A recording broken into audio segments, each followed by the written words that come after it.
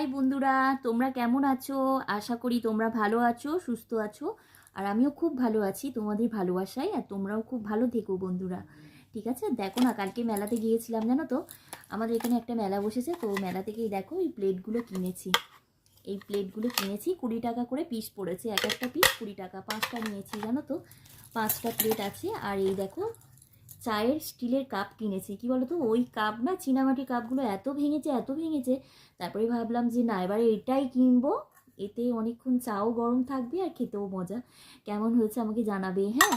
আর একটা জিনিস কিনেছি জানো তো, এই দেখো, এই হারটা কিনেছি, দেখো কত কিউট না হারটা। এটা না 30 টাকা নিয়েছে এই হারটা জানো তো।